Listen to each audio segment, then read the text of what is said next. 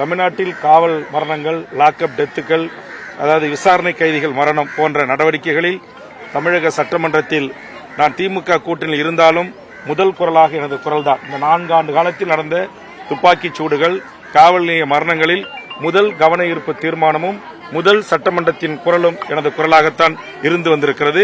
அதேபோன்று தம்பி அஜித்குமார் அவருக்கும், அவரை இழந்து வாடும் அவருடைய தாய்க்கும் தம்பிக்கும் ஒரு சென்ட் நிலம் இல்லை, சொந்த வீடு இல்லை, 2 பிள்ளை செல்வங்களுடைய உழைப்பில் தான் அந்த குடும்பம் நிம்மதியாக மானத்தோடு, தன்மானத்தோடு, சுயமரியாதையோடு வாழ்ந்து வந்திருக்கிறது.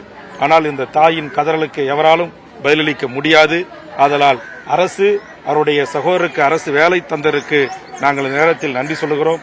அதே நேரத்தில் உண்மையான அந்த குடும்பத்துக்கு மாண்புமிகு முதலமைச்சர் நேரடியாக தொலைபேசியிலே தொடர்பு கொண்டு தன்னுடைய மன்னிப்பை கோரி வருத்தத்தை பதிவு செய்திருக்கிறார்.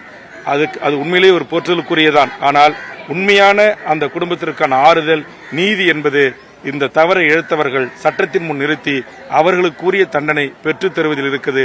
அதை மாண்புமிகு தமிழ்நாடு முதலமைச்சரும் அரசுத்துறை வழக்கறிஞர் பெருமக்களும் செய்வார்கள் என்று நான் நம்புகிறேன்.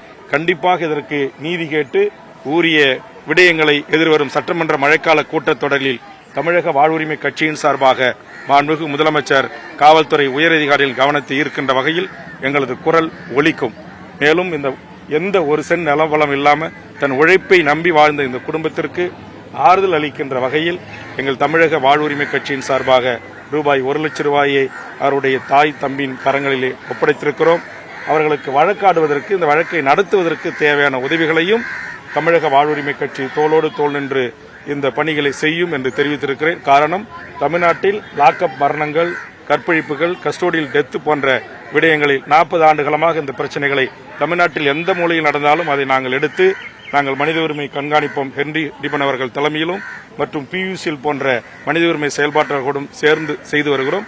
அந்த வகையில் சாதி, மத, கட்சி, கூட்டணி எல்லைகளை கடந்து மனிதம் பாதிக்கப்படுகின்ற போது துணை நிற்கின்ற தமிழக வாழ்வுரிமை கட்சி கண்டிப்பா அஜித்குமார் அவர்களுக்கும் நீதி கிடைக்கின்ற வரையில் அவருடைய தாய்க்கும் சகோதரனுக்கும் அவருடைய உறவுகளுக்கும் தமிழக வாழ்வுரிமை கட்சி துணை நிற்கும் என்பதை இந்த நேரத்தில் தெரிவித்துக் கொள்கிறேன்.